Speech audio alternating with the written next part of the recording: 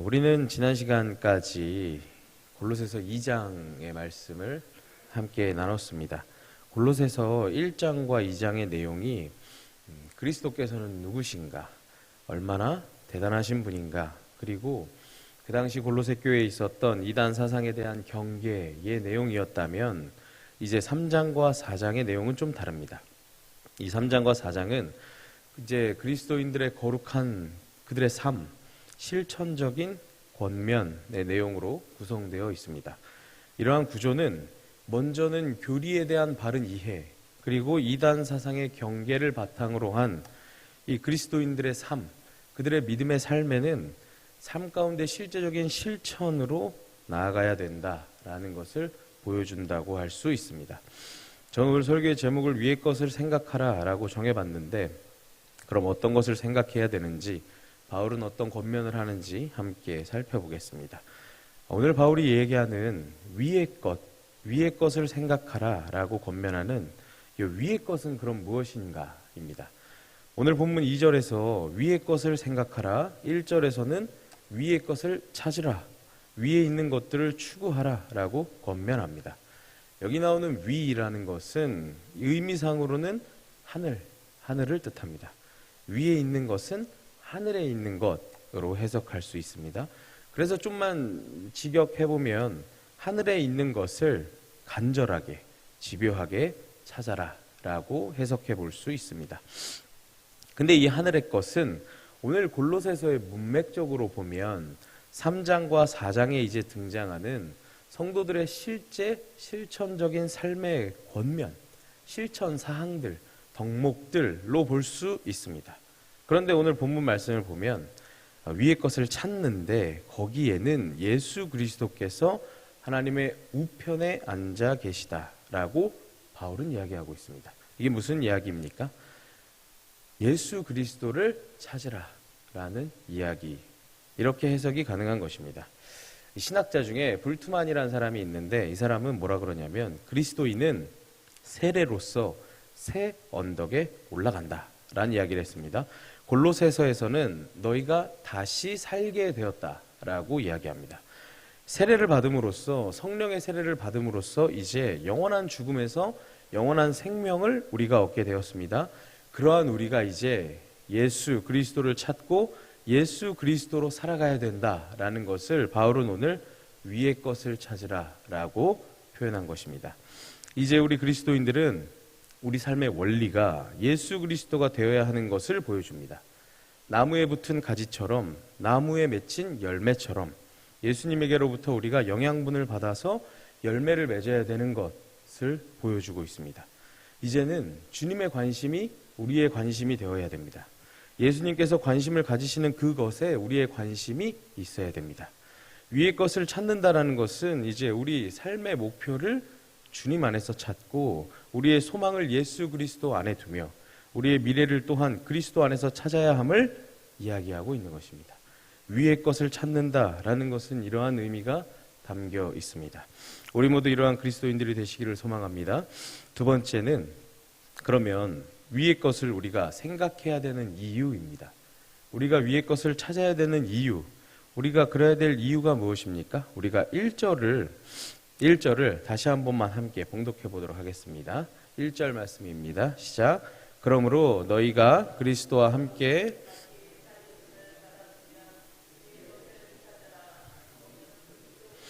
하나님 우편에 앉아 계시느니라. 아멘. 그 이유가 앞부분에 나와 있죠. 그리스도와 함께 다시 살리심을 받았으면입니다. 헬라어의 의미를 살려서 다시 해석해 보자면 너희가 그리스도와 함께 다시 살리심을 받았기 때문에입니다. 그리스도로 인하여 우리의 옛사람이 죽고 우리는 새로운 피조물로 다시 거듭났습니다. 그렇기 때문에 우리는 위의 것을 찾아야 한다, 바울은 이야기하고 있는 것입니다. 우리의 옛 본성이 죽고 새로운 피조물로 태어났다는 것, 그 거듭났다는 것을 알고 있고 인식하고 있는 사람은 당연히 땅의 것을 추구하는 것이 아니라 이제 하늘의 것을 추구해야 한다, 그것이 당연한 거야 바울은 이야기하고 있는 것입니다. 예수 그리스도를 통하여 죽음의 결박에서 벗어났으면, 예수 그리스도를 통해서 새로운 생명을 얻었으면, 영원한 생명을 얻었으면 이제 당연히 주님을 위해 살아가야 한다. 바울은 이야기하고 있습니다. 제가 우리 교회 와서 처음에는 설교를 할 때 여기 있는 이렇게 종이로 설교를 했었는데 언제부턴가 제가 이제 이렇게 아이패드를 들고 설교를 합니다. 저희 아내가 이제 열심히 사역하라고 사줬는데 제가 이 아이패드로 가끔씩 책을 읽습니다. 가끔씩인데 책을 읽는데 근래에 꽤 재밌게 읽었던 책이 있습니다. 여러분 잘 아시겠지만 사마천의 사기라는 책입니다. 옛날에 역사서인데 옛날 종이책으로도 읽었지만 여기 보니까 만화로 된 것도 있더라고요. 그래서 다시 최근에 재밌게 읽었는데 거기에는 여러 파트가 존재합니다. 여러 사람들의 이야기가 존재하는데 재밌게 특이하게 암살자들에 대한 이야기가 또 나옵니다. 그래서 유명한 사람들이 많죠. 진시 황제를 암살하려다가 실패한 형가도 있고 오나라 왕을 암살한 전제 이런 유명한 사람들이 있는데 제가 오늘 여러분께 소개해드리고 싶은 사람은 예양이라는 사람입니다. 이 사람은 어떤 사람이냐면 자신을 아껴주고 사랑해주던 그 자신의 왕, 주군이죠. 지백이라는 사람이 조양자라는 사람에게 살해를 당합니다. 그래서 이 예양이 이 조양자를 암살하기로 결심을 하죠. 이제 자신의 모든 삶을 버려두고 암살자의 길을 걸어갑니다. 근데 이런 이야기를 남겼습니다. 선비는 자신을 알아주는 사람을 위해서 목숨을 바치고 여인은 자신을 사랑해주는 사람을 위해서 화장을 한다. 이런 말을 남기고 암살자의 길로 들어섭니다. 근데 안타까운 건지는 모르겠으나 실패합니다. 그것도 여러 번 실패를 합니다. 근데 얼마나 처절하게 이 사람이 이걸 노력하냐면 자신의 몸을 이렇게 아프게 하면서 못 알아보게 막 얼굴도 막 못 알아보게 아프게 하고 막 불로도 막 지지면서 자기 아내가 길거리에서 이렇게 지나갔는데도 자기를 못 알아볼 정도로 변장을 하면서 처절하게 암살을 노력을 하죠. 근데 결국에 잡혀서 실패합니다. 그래서 스스로 자결하며 삶을 마감하게 되었는데 요 마지막 시도하기 전에 이 가장 친한 친구가 예양에게 그만해라 이제 여러 번 실패했지 않느냐 그만해라라고 이야기했답니다. 그때 이 예양이 뭐라 그러냐면 내가 모시는 사람에게 두 마음을 가지고 모셔선 안 된다라고 얘기하며 또 암살을 하러 떠나고 거기서 이제 죽게 된 거죠. 근데 우리는 이야기를 들으면 우리는 어떻습니까?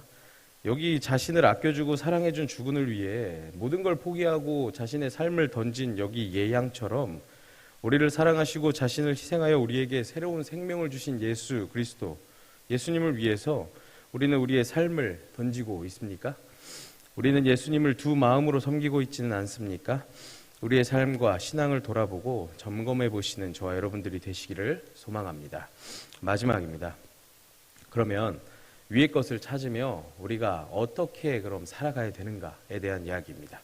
첫 번째는 1절에 보시면 이런 단어가 나오죠. 그러므로라는 단어가 나옵니다. 1절에 제일 앞에 그러므로.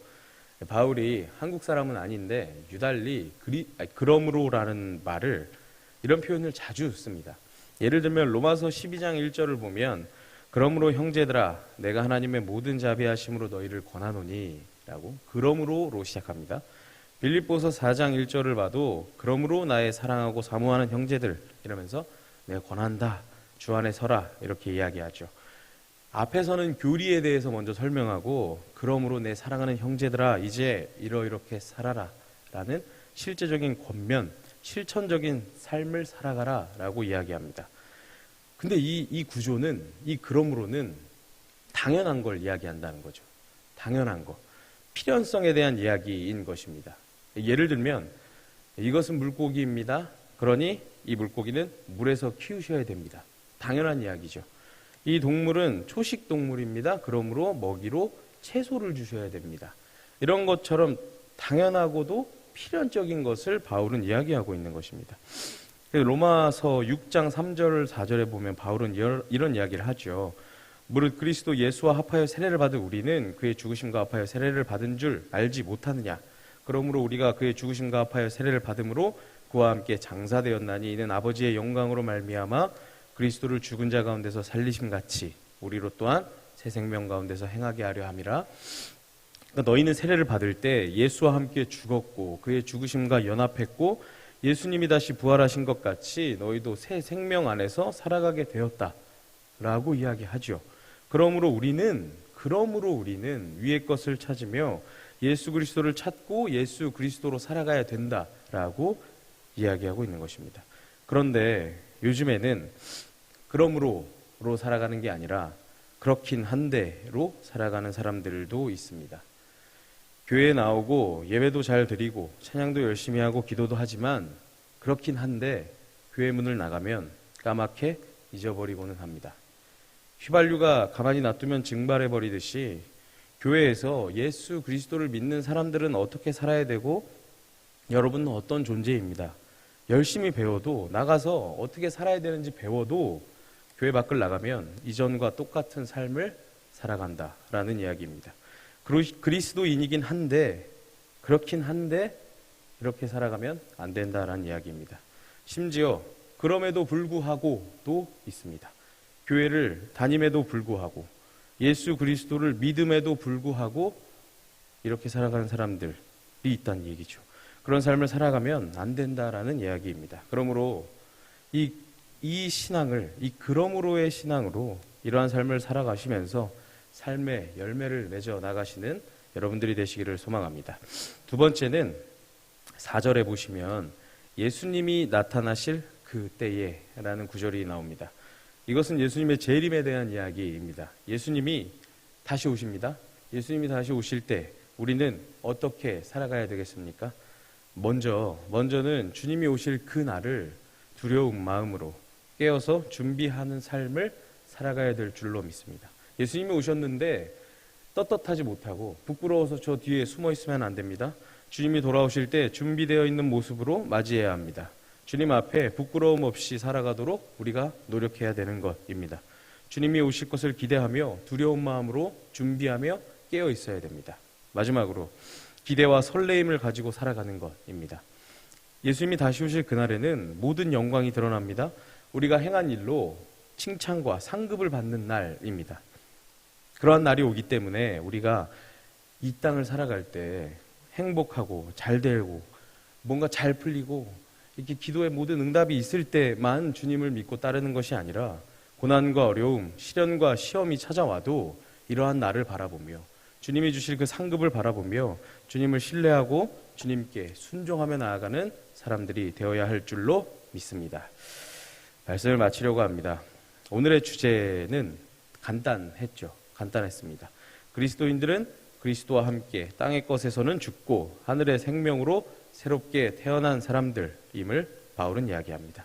하늘의 것, 예수 그리스도를 찾으라고 명령합니다. 이러한 바울의 명령을 따라 주님을 바라보시고 주님께 순종하시고 인내하시며 삶에서 그리스도인으로 열매 맺는 삶을 살아가시기를 소망합니다. 기도하겠습니다.